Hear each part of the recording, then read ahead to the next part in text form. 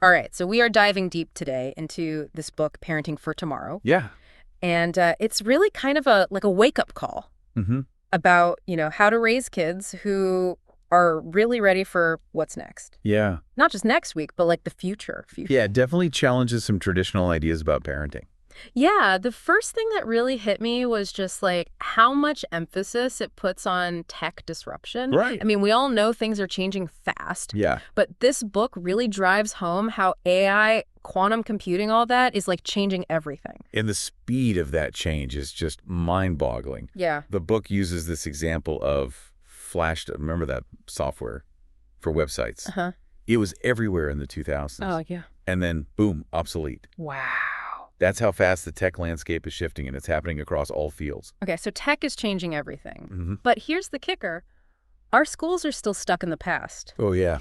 The book argues that the current education system, with its focus on standardized tests and rote learning, was designed for the Industrial Revolution, Right. not the age of constant innovation we're living in now. Yeah, it's like we're preparing kids for a world that doesn't exist anymore. Right. Instead of just memorizing facts, they need to be able to think critically, adapt to new situations, solve problems creatively. And that's where platforms like GitHub come in. The book points out how these platforms where people can showcase real-world projects and collaborate are becoming the new resume. Right. It's not just about grades anymore. It's about what you can actually do. That really resonated with me. Yeah. It's about shifting from a mindset of competition to one of collaboration and individual growth. Right. It's not about everyone trying to climb the same ladder. It's about helping kids discover their unique strengths and forge their own path. Speaking of unique paths, Yeah. there's this great anecdote in the book about Warren Buffett's advice to his pilot. Okay. Buffett had him write down 25 goals, Wow. circle the top 5, and then completely ignore the rest. He said those other 20 goals would only distract from achieving the most important ones. That's interesting. Yeah. It's a powerful lesson in focus and prioritization. Right. In a world of endless possibilities, it's easy to get overwhelmed and spread ourselves too thin. Totally. But by concentrating our efforts on what truly matters, we can achieve exceptional results. And that leads us to another big idea from the book. Okay. Playing the long game. Mm-hmm. It's not about instant gratification or chasing short-term success. Right. It's about building a foundation for lifelong growth and fulfillment. And that requires a shift in perspective, both for parents and kids. For sure. Instead of focusing on external rewards like grades or trophies, we need to cultivate intrinsic motivation. Yeah. That means helping kids find joy in the process of learning, in the journey itself, rather than just the destination. I mean, that's easier said than done, right? Oh, yeah. We live in a world of instant everything, instant messaging, instant downloads, instant gratification. So how do we teach kids to delay gratification and focus on the long term? It takes conscious effort, and the book offers some practical strategies. Okay. One that resonated with me was the idea that doing is more important than doing well. I like that. It's about encouraging action over perfectionism. Right. And helping kids understand that making mistakes is a valuable part of the learning process. So it's not about being afraid to fail. It's about embracing failure as an opportunity to learn and grow. Exactly. I like that. It reminds me of how entrepreneurs often talk about launching a minimum viable product, like getting something out there, quickly getting feedback, and then iterating based on what they learn. Exactly. It's about taking action, learning from experience, and constantly improving. And this ties into another fascinating concept from the book, anti-fragility. Oh, yeah. This part was mind-blowing. Yeah. So for those who haven't heard of it, anti-fragility is basically the idea that some things actually benefit from disorder or stress. Right. Like how weightlifting makes muscles stronger by breaking them down and rebuilding them. The book argues that we can apply this concept to parenting. Okay. By allowing our kids to face challenges and setbacks. So it's not about shielding them from every difficulty, Right. but about giving them the tools and support to overcome obstacles and emerge stronger on the other side. Exactly. So it's like building that resilience muscle. But how do we actually do that? The book mentions this thing called Nassim Taleb's barbell strategy, right? Oh, yeah. Can you explain that a little bit? So the barbell strategy is all about balancing security with risk-taking.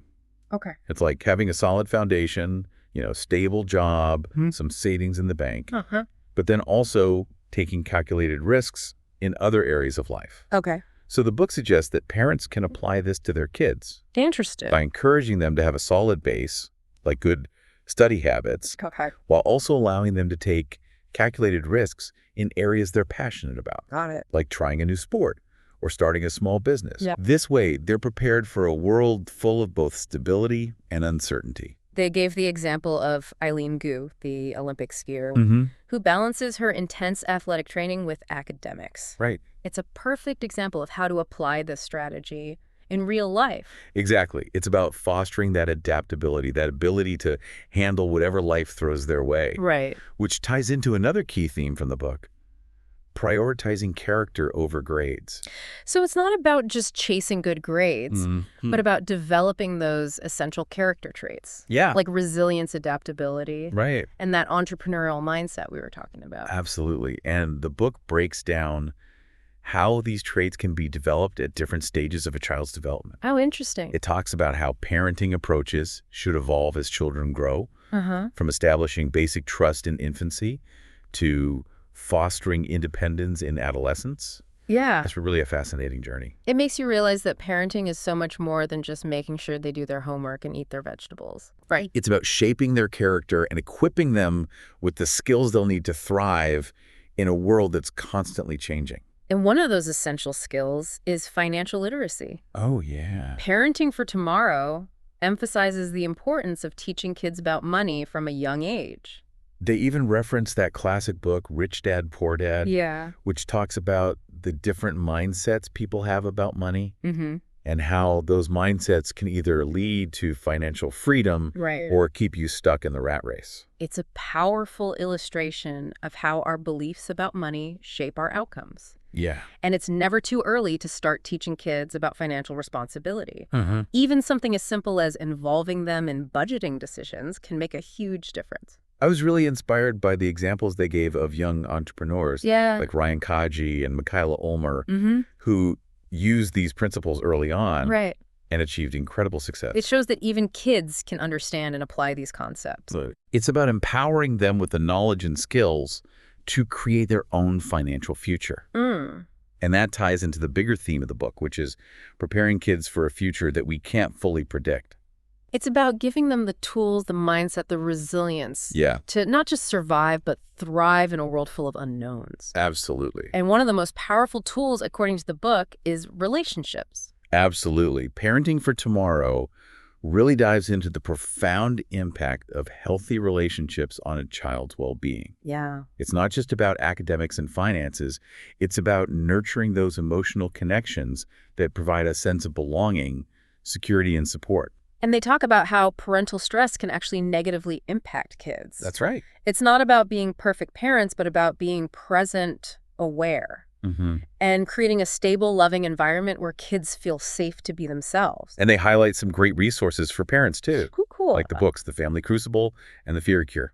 Okay, so we've covered tech disruption, the need for new skills, the importance of character and financial literacy, and the power of relationships. Yeah. What else does this book dive into? Well, one of the most fascinating aspects is the connection between parenting and how children's brains develop. Okay. They talk about something called cognitive frameworks, which are basically the mental models we build based on our experiences. So like if I grew up in a household where money was always a source of stress, Right.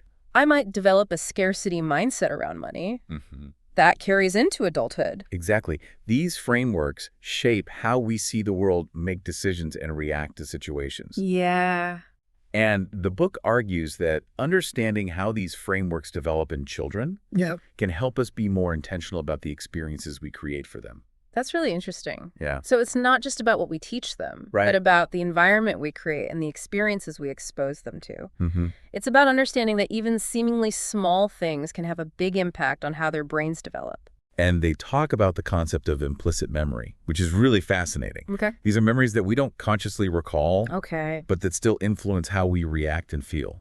So for example, let's say a child consistently has their emotional needs dismissed. Right. They might develop a fear of vulnerability in relationships later in life, stemming from that implicit memory of not being heard or valued. Precisely. Their brain has learned to be on high alert, Oh, wow. anticipating rejection or being ignored. That makes sense. And this highlights the importance of creating a safe and nurturing environment Yeah. where children feel seen, heard, and loved unconditionally. Wow, this is getting deep. It is. And the book goes even further, talking about the importance of helping kids integrate different parts of their brains. Yeah. The emotional and the logical. It's about helping kids develop that balance, Right. that ability to manage their emotions effectively, Uh-huh. while also thinking critically and rationally. It's not about being all logic or all emotion. Right. It's about learning to use both effectively. Exactly. That makes so much sense. And Parenting for Tomorrow emphasizes that this integration process starts early. Oh, wow. Even simple things like talking to infants and toddlers about their feelings can help lay the foundation for emotional intelligence later on. This is all such valuable information. It is. It really makes you think about the impact we have as parents. Right. Not just on our kids' behavior, but Right. on how their brains develop and how they see the world. It's a huge responsibility, but also an incredible opportunity. Yeah. Parenting for Tomorrow doesn't shy away from the challenges, Right. but it also gives us hope and a sense of empowerment. Uh-huh. It's like we're not just raising kids, we're shaping the future. I love It's this. an exciting thought. Yeah, it really is mind-blowing to think about how these early experiences Right. can shape our kids' brains and influence their lives Yeah. in ways we might not even realize. Absolutely. And the book goes even deeper, exploring how those implicit memories can sometimes lead to what they call personality traps. Oh, yeah, I remember reading about that, like Yeah. perfectionism, pessimism, Mhm. or even people-pleasing. Right. Those tendencies that can really hold us back. Exactly. And the book points out that these patterns often start early, even in infancy, Oh, wow. based on how caregivers respond to a child's needs. So, for instance, if a baby cries and is consistently ignored or dismissed, Right. they might develop a sense of not being worthy of attention, Yeah. which could then manifest as people-pleasing Yeah. or a fear of speaking up for themselves later in life. Precisely. And that's why it's so crucial for parents to be aware of their own reactions and baggage. Right. We all have our own stuff that we bring to parenting. Yeah. And it's important to make sure we're not unintentionally passing those negative patterns onto our kids. It's a really important point. It is. Like, we're not just shaping our kids' behavior. We're shaping their brains, their very way of seeing the world and themselves. It's a huge responsibility. Yeah. But the good news is that by understanding how these patterns develop, Uh-huh. we can also learn to break them. Okay. The book offers a lot of practical strategies for helping kids overcome these negative tendencies Right. and build a more positive and resilient mindset.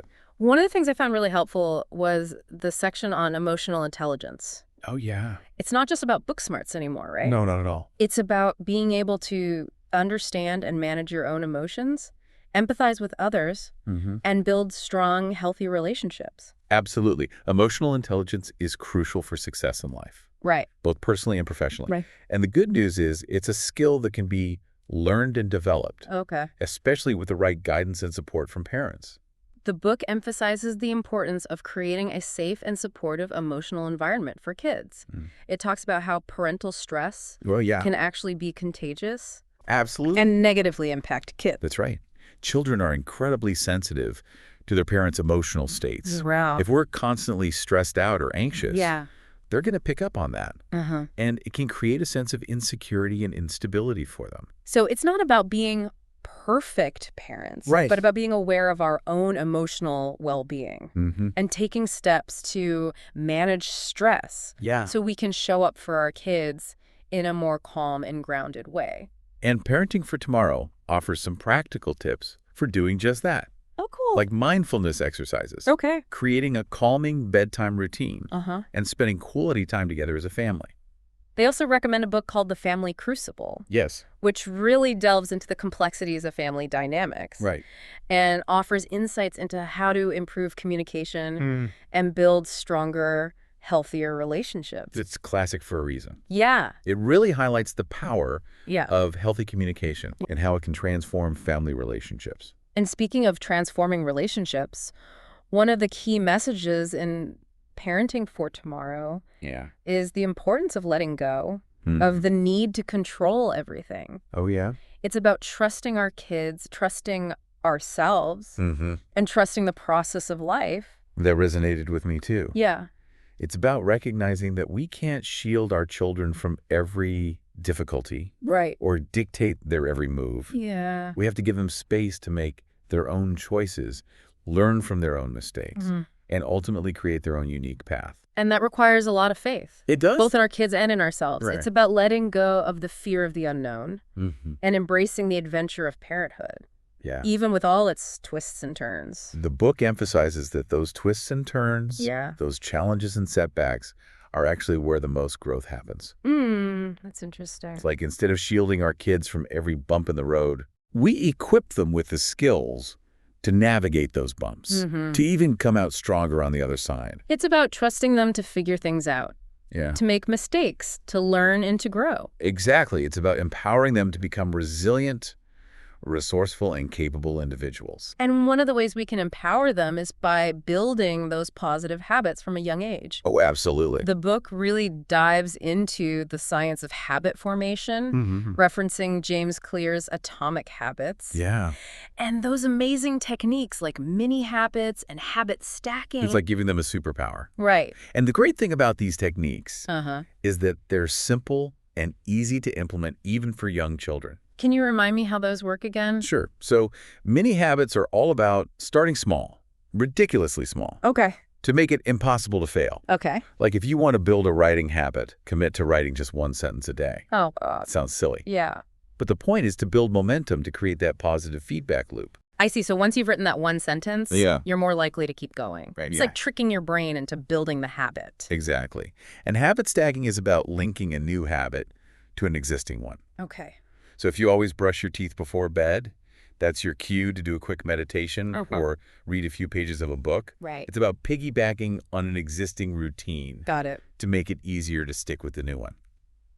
Brilliant. And Parenting for Tomorrow gives some great examples of how to apply these techniques with kids, like involving them in meal prepping to build healthy eating habits. Yeah. Or creating a bedtime routine that includes reading aloud to foster a love of books. It's about making those positive habits automatic. So they don't require willpower or constant nagging. Yeah. And it works. Right. The book cites studies about how effective these strategies are. I love that. It's not just wishful thinking, it's backed by science. Okay, so we've covered a lot of ground here. We have cognitive frameworks, emotional intelligence, habit building. What else is in this parenting toolkit of the future? Well, no conversation about parenting in the digital age would be complete without addressing the screen time dilemma. Oh, yeah. The screen time struggle is real. It is. It's like this constant battle in my house. I hear you. But the book takes a nuanced approach. It's not about demonizing technology. Right. It's about using it mindfully and intentionally. Exactly. Technology can be a powerful tool for learning, connecting, and creating. Yeah. But it's important to set boundaries. Right. And be mindful of how much time our kids are spending in front of screens. And the book highlights some pretty alarming statistics about gaming addiction. Oh, yeah. Around 15% of young gamers show signs of addiction. That's scary.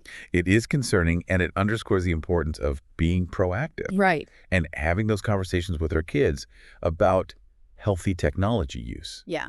It's not about being afraid of technology, but about using it in a way that enhances their lives, rather than detracting from them. And even tech giants like Steve Jobs and Bill Gates limited their kids' screen time. Yeah, they did. Which really says something. I mean, if they were concerned about it. It's a wake-up call for all of us, really. Yeah. Technology is an integral part of our lives now. For sure. But it's important to remember that it's a tool, not a master. Right. We have the power to decide how we use it and how it shapes our lives and the lives of our children. The book suggests creating tech-free zones in the house, like the dinner table or bedrooms, and having family time where everyone puts away their devices and focuses on connecting with each other. Those are great ideas.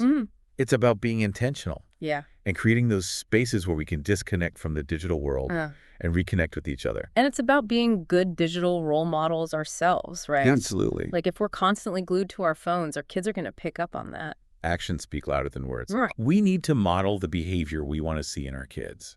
But it's not all doom and gloom when it comes to technology. No, not at all. The book actually talks about the potential of AI to enhance learning and personalize education. That's right. AI-powered learning platforms can be incredibly effective. Wait, AI? So the robots are going to be teaching our kids now? Not quite robots, Okay.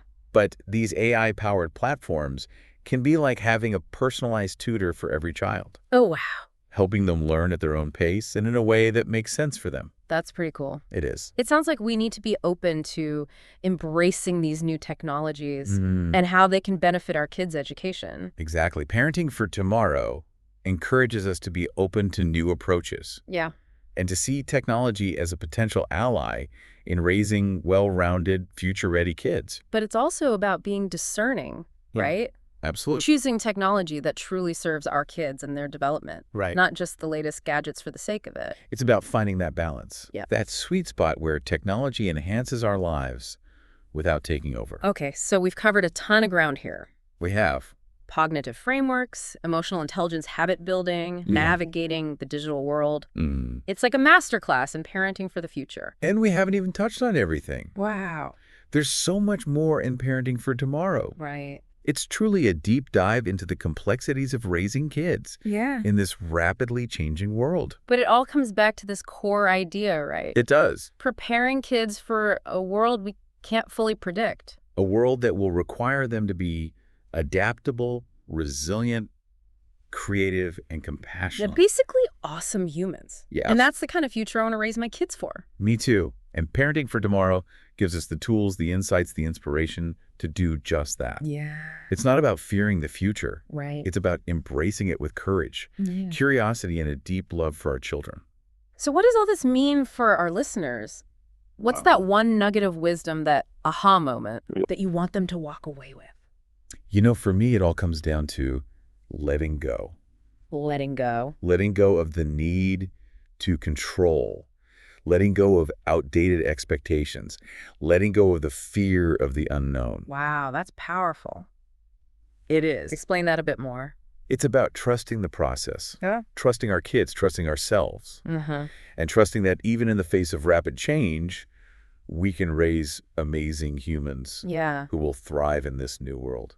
I love that. Yeah. It's not about clinging to the past or trying to predict the future. Yeah. It's about being present, being mindful, Mm-hmm. and being open to the possibilities. Exactly. And Parenting for Tomorrow reminds us that those possibilities are vast, exciting, Yeah. and ultimately full of hope. It's like we've given our listeners this crash course Mm-hmm. in like future-proof parenting, Right, right. but without all the pressure of having to be perfect. Exactly. Parenting for Tomorrow really emphasizes that it's not about being superhuman. Right. It's about being human, Yeah. but with a little more intention and awareness. And a willingness to embrace the unknown, because let's be honest, none of us have all the answers Yeah. when it comes to raising kids in this crazy, ever-changing world. The book encourages a growth mindset when it comes to parenting. Okay. It's about being curious, willing to experiment, and most importantly, being kind to ourselves Yeah. when we inevitably make mistakes. It's that doing is more important than doing well mentality we talked about earlier. Exactly. Just start doing, Yeah. take action, learn from your mistakes, and Ah. keep moving forward. It takes the pressure off of having to be perfect, which, let's face it, is impossible. Right. We're all learning and growing alongside our kids. And that's where this idea of lifelong learning comes in. Mm-hmm. It's not just something we want for our kids. Mhm. It's something we need to embrace as parents, too. The world is changing so rapidly that what we know today might be outdated tomorrow. Totally. Parenting for Tomorrow reminds us that we need to be constantly learning, adapting, and evolving right alongside our kids. It's like we're all on this journey together, We are. figuring things out as we go. And that's okay. Mm-hmm. The book encourages us to embrace that uncertainty, to be curious, to ask questions, Yeah. and to be open to new ideas and approaches. So to wrap up this deep dive into parenting for tomorrow, Mm-hmm. what's that one pearl of wisdom, that final takeaway that you want to leave our listeners with? As I was reading the book, one quote really stuck with me. It said, "The best gift we can give our children is not a perfect world, but the tools to create their own." Wow, that's powerful. It is. It really encapsulates everything we've been talking about. It's a reminder that our job as parents isn't to shield our kids from the world, but to prepare them for it, Right. to equip them with the skills, values, and inner strength to navigate whatever challenges and opportunities come their way. And to trust them to do just that. Yeah. To trust in their resilience, their creativity, and their innate capacity for greatness. It's about letting go of our need to control and allowing them to become the amazing individuals they were meant to be. It's a beautiful and humbling thought. We're not just raising kids, we're shaping the future. And that future is bright, as long as we approach parenting with intention, courage, and an open heart. Well said. So on that note, we'll leave you to ponder all these possibilities. Keep those conversations flowing, those minds curious, and those hearts open. Until next time, happy parenting.